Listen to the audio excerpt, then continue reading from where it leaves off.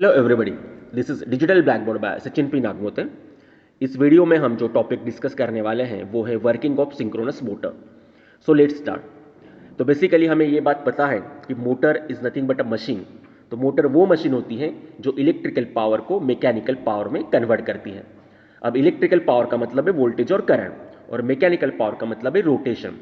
तो अगर कुछ फिजिकल मूवमेंट होगी, रोटेशन होगा, तो उसको हम बोलते हैं मैकेनिकल पावर। तो सिंक्रोनस मोटर जो है इलेक्ट्रिकल पावर को मैकेनिकल पावर में कन्वर्ट करेगी। अब जो मैकेनिकल पावर हमें चाहिए, तो बट नेचुरल है, किसी भी मोटर में एक रोटर रहता है जो कि रोटेट होता है।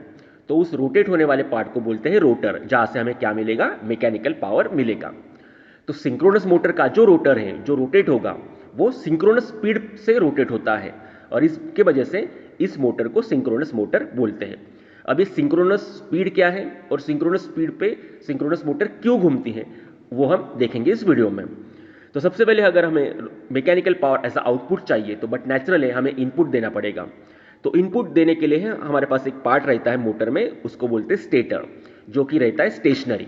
तो स्टेशनरी जो पार्ट रहेगा मोटर में, उसको बोलते हैं स्टेटर। सो स्टेटर को हम इनपुट देंगे, इलेक्ट्रिकल इनपुट, लेकिन वो इनपुट है three phase. So three phase AC supply हम देंगे स्टेटर को। अब जब भी वाइंडिंग को हम सप्लाई देते हैं, वाइंडिंग से जब करंट फ्लो होता है, तो एक मैग्नेटोमोटिव फोर्स डेवलप होता है, और मैग्नेटोमोटिव फोर्स की वजह से फ्लक्स डेवलप होता है। लेकिन जब हम थ्री फेज सप्लाई देंगे, तो थ्री फेज करंट फ्लो होगा, और थ्री फेज करंट की वजह से जो भी फ्लक्स डेवलप होता है वो रोटेटिंग फ्लक्स होता है। रोटेटिंग फ्लक्स का मतलब है कि उस फ्लक्स का जो नेचर है वो रोटेटिंग रहता है, जैसे आपको यहाँ पे दिख रहा है। तो जैसे हमने थ्री फेज सप्लाई दिया, तो यहाँ पे दिख रहा है हमको फ्लक्स डेवलप हुआ है। तो फ्लक्स है, तो बट नेचुरली पोल से तो हमने टू पोल एक कंसिडर किया है, नॉर्थ पोल और साउथ पोल। तो इसका मतलब वो फ्लक्स जो है रोटेटिंग इन नेचर है, फ्लक्स जो है घूम रहा है। तो ये फ्लक्स जिस स्पीड से घूमता है, उस स्पीड को बोलते हैं synchronous speed. So three phase supply देने के बाद जिस स्पीड से वो फ्लक्स रोटेट होता है, उस स्पीड को हम बोलते हैं सिंक्रोनस स्पीड। तो फ्लक्स की स्पीड से ही अगर रोटर भी घूमेगा, तो बट नेचुरली उस मोटर की स्पीड क्या हो जाएंगी, सिंक्रोनस स्पीड। तो उस मोटर को हम बोलते हैं सिंक्रोनस मोटर। ठीक है। सो रोटर की स्पीड, फ्लक्स के स्पीड से ही जो मोटर रोटेट होंगी, उस मोटर को हम बोलेंगे सिंक्रोनस मोटर। अब ये मोटर सिंक्रोनस स्पीड से क्यों घूमती है, तो ये हम रीजन अभी देखेंगे। तो हमारे पास स्टेटर तो है, जिसको हमने थ्री फेज एसी इनपुट दिया है। अब हमें आउटपुट के लिए चाहिए रोटर, तो हमने एक रोटर यहाँ पे दिखा दिया है, ये है रोटर। ठीक है। तो रोटर के भी दो पोल्स हमने कंसिडर किए हैं, दैट इज नॉर्थ पोल और साउथ पोल। अब देखिए, हमारे पास फ्लक्स भी है और हमारे पास रोटर है। अब होगा क्या कि जब ये साउथ पोल और ये रोटर का साउथ पोल, ये दोनों एक दूसरे के करीब आएंगे, तो सिमिलर पोल है, तो बट नेचुरली वहां पे एक फोर्स रहता है, और उस फोर्स को बोलते हैं फोर्स ऑफ रिपल्शन। तो यहाँ पे एक फोर्स ऑफ रिपल्शन क्रिएट होगा। तो बट नेचुरल है, ये जो है रोटर, ये लेफ्ट हैंड साइड में एंटी क्लॉकवाइज डायरेक्शन में रोटेट होगा। लेकिन हमारा जो फ्लक्स है, उस वो फ्लक्स जो है रोटेट हो रहा है। ठीक है। तो रोटेट हो रहा है, तो बट नेचुरली वो कुछ समय के बाद अपनी पोजीशन जो है बदल जाएंगी उसकी। इसका मतलब यहाँ पे पहले साउथ पोल था, वहाँ पे नॉर्थ पोल आ जाएगा, और जहाँ पे पहले नॉर्थ पोल था, वहाँ पे साउथ पोल आ जाएगा। तो अब क्या दिख रहा है आपको कि अब यहाँ पे नॉर्थ पोल आ गया है, और यहाँ पे क्या है, रोटर का साउथ पोल।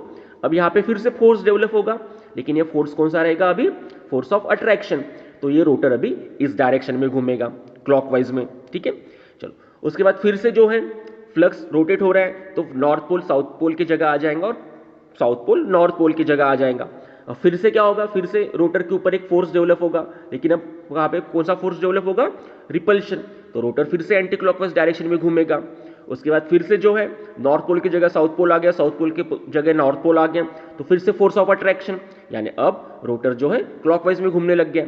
इसका मतलब यहाँ पे क्लियर हो रहा है कि रोटर के ऊपर फोर्स तो डेवलप हो रहा है, लेकिन वो फोर्स यूनिडायरेक्शनल नहीं है, बल्कि वो फोर्स क्या है, रिवर्सिंग फोर्स है। तो कभी वो एंटी क्लॉकवाइज डेवलप हो रहा है, कभी वो क्लॉकवाइज डेवलप हो रहा है। और ये क्यों हो रहा है, क्योंकि हमारा जो फ्लक्स है, फ्लक्स के जो पोल है, यानी स्टेटर के जो पोल है, वो कंटिन्यूसली क्या हो रहे हैं, सिंक्रोनस स्पीड से रोटेट हो रहे हैं। ठीक है। चलो, तो अब ये समझने के लिए हमें ये क्लियर है कि इस कंडीशन पे इस रोटर के ऊपर टॉर्क डेवलप हो रहा है, फोर्स डेवलप तो हो रहा है, लेकिन वो फोर्स जो है रिवर्सिबल है, जो कि क्या हो रहा है, उसकी डायरेक्शन हमेशा क्या हो रही है, चेंज हो रही है। अब हमने ये स्पीड जो है काफी धीरे दिखा रहे हैं, इसलिए हम इसको आइडेंटिफाई कर सकते हैं। लेकिन अगर स्पीड अगर आप एक्चुअल कंडीशन में अगर ये देखोगे तो ये जो स्पीड रहती है काफ़ी हाई रहती है। इसका मतलब जो भी टॉर्क इस रोटर के ऊपर डेवलप होगा वो काफ़ी हाई रहेगा। ठीक है, तो आप इसमें देख सकते हैं कि यहाँ पे क्या हो रहा है, देखो तो यहाँ पे यही दिख रहा है हमें कि रोटर के ऊपर टॉर्क जो डेवलप हो रहा है तो वो काफ़ी हाई है, लेकिन एंटी क्लॉकवाइज है। एंटी क्लॉकवाइज और क्लॉकवाइज यानी रिवर्सिबल टॉर्क है। सो रोटर जो है रिस्पॉन्ड नहीं कर पाएगा इस क्विकली रिवर्सिबल टॉर्क को, यानी कभी उसको क्लॉकवाइज भी घूमना है, कभी उसको एंटी क्लॉकवाइज भी घूमना है। इसका मतलब rotor will not be able to respond to this quickly reversible torque. तो इसका मतलब ये होगा कि रोटर रिस्पॉन्ड नहीं कर पाएगा इस क्विकली रिवर्सिबल टॉर्क को और रोटर क्या हो जाएगा, स्टेशनरी। ठीक है, यानी हमारा जो स्टेटर का जो पोल्स है, स्टेटर का जो फ्लक्स है वो तो रोटेट हो रहा है, लेकिन रोटर रोटेट बिल्कुल ही नहीं होगा। इसका मतलब synchronous motor is not self starting. तो ये अगर हमने 3 फेज सप्लाई दे दिया सिंक्रोनस मोटर को तो रोटर जो है रोटेट नहीं होने वाला। ठीक है, वो स्टेशनरी रहेगा। So synchronous motor is not self starting. लेकिन हमें रोटर को अगर एक ही डायरेक्शन में, यूनि डायरेक्शन में अगर घुमाना है, एक ही डायरेक्शन में टॉर्क डेवलप कराना है तो क्या करना पड़ेगा। तो उसके लिए देखो हम क्या करेंगे। तो सबसे पहले हम एक काम करेंगे, रोटर को जो है ब्रशेस लगाएंगे और ब्रशेस लगाने के बाद उसमें से DC supply, DC current flow कराएंगे। तो हम उसको डीसी सप्लाई देंगे। फिर किसी एक्सटर्नल फोर्स से, प्राइम मूवर से हम क्या करेंगे, उस रोटर को घुमाएंगे। अब जैसे डीसी करंट फ्लो होगा, इस रोटर से डीसी करंट जैसे फ्लो होगा, तो हमें पता है ये रोटर भी है, कंडक्टर है, तो कंडक्टर से जब करंट फ्लो होगा तो वो भी अपना एक फ्लक्स डेवलप करता है, तो ये रोटर भी अपना एक फ्लक्स डेवलप करेगा। ठीक है, रोटर फ्लक्स डेवलप हो जाएगा। उसके बाद हम एक प्राइम मूवर लगाएंगे, शाफ्ट लगाएंगे और प्राइम मूवर से क्या करेंगे, इस रोटर को रोटेट करेंगे। अब इस रोटर को हम तब तक रोटेट करेंगे जब तक रोटर की स्पीड मैच नहीं होती सिंक्रोनस स्पीड से। यानी फ्लक्स जिस स्पीड से घूम रहा है, स्टेटर में फ्लक्स जिस स्पीड से घूम रहा है उसी की स्पीड की इक्वल हम क्या करेंगे, रोटर की स्पीड लाएंगे। यानी हम प्राइम मूवर से जो है इस रोटर को घुमाने वाले हैं, तब तक घुमाएंगे जब तक इसकी स्पीड जो है फ्लक्स की स्पीड के इक्वल नहीं हो जाती, यानी सिंक्रोनस स्पीड तक नहीं हो जाती। अब जैसे हम इस रोटर को घुमाएंगे तो क्या होगा, एक समय ऐसा आएगा कि रोटर का जो फ्लक्स है और स्टेटर का जो फ्लक्स है वो एक दूसरे के साथ मैग्नेटिकली लॉक हो जाएंगे। तो जैसे ही रोटर का फ्लक्स और स्टेटर का फ्लक्स एक दूसरे के साथ मैग्नेटिकली लॉक हो जाएंगे तो रोटर जो है, रोटर के ऊपर यूनिडायरेक्शनल टॉर्क डेवलप होगा और एक ही डायरेक्शन में जो है हमारा रोटर जो है वो घूमेगा। और घूमेगा भी तो कौन से स्पीड से घूमेगा, जिस स्पीड से फ्लक्स रोटेट हो रहा है। और फ्लक्स की स्पीड से रोटेट हो रहा है, सिंक्रोनस स्पीड से। इसका मतलब हमारा रोटर जो है अभी रोटेट हो रहा है और कौन से स्पीड से रोटेट हो रहा है, सिंक्रोनस स्पीड से। एंड दैट्स व्हाई इस मोटर को हम क्या बोलते हैं, सिंक्रोनस मोटर। तो आपको समझ में आ गया होगा कि रोटर अभी घूम रहा है, एक ही डायरेक्शन में घूम रहा है और वो भी सिंक्रोनस स्पीड से घूम रहा है। So this is the working of synchronous motor. तो ऐसे सिंक्रोनस मोटर जो है काम करती है। तो हम फिर से एक बार इसके जो हाइलाइट्स है सिंक्रोनस मोटर के वो चेक करेंगे। तो देखिए, 3 phase supply is given to stator, it produces rotating flux. ठीक है, 3 फेज सप्लाई दिया तो उसमें एक रोटेटिंग फ्लक्स डेवलप हुआ। उसके बाद ये फ्लक्स जो है रिवर्सिबल टॉर्क डेवलप करेगा रोटर पे और रिवर्सिबल टॉर्क की वजह से रोटर उसको रिस्पॉन्ड नहीं कर पाएगा, तो रोटर क्या हो जाएगा, स्टेशनरी। तो सिंक्रोनस मोटर इनिशियली क्या है, तो सेल्फ स्टार्टिंग नहीं है। फिर हम रोटर को क्या करेंगे, रोटेट करेंगे with external force at a synchronous speed और उसको डीसी सप्लाई से एक्साइट करेंगे। जैसे डीसी सप्लाई से एक्साइट करेंगे तो रोटर में भी फ्लक्स आ जाएगा और रोटर अपना खुद का फ्लक्स डेवलप करेगा। उसके बाद स्टेटर का फ्लक्स और रोटर का फ्लक्स मैग्नेटिकली एक दूसरे के साथ लॉक हो जाएंगे और रोटर कंटिन्यू करेगा rotate with synchronous speed. So rotor continue हो जाएगा सिंक्रोनस स्पीड से घूमना। तो increase in the load does not affect the speed of motor. इसका मतलब हम रोटर पे अगर लोड बढ़ा भी दिया तो उसका स्पीड पे इफेक्ट नहीं होगा, क्योंकि रोटर जो है वो सिंक्रोनस स्पीड से ही घूमते रहेगा, क्योंकि वो मैग्नेटिकली लॉक हो गया है स्टेटर के फ्लक्स के साथ। सो लोड को बढ़ाने के बाद भी सिंक्रोनस मोटर की स्पीड जो है वो कम नहीं होती।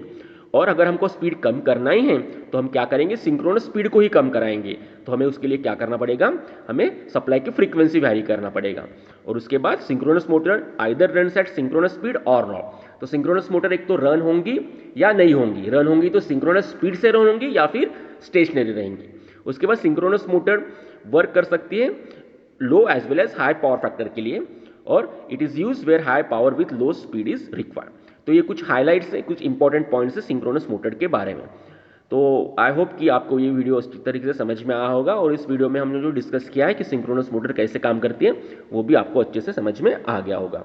So please like, share and subscribe digital blackboard, and for any query you can contact sachin nagmote@gmail.com. Thank you very much.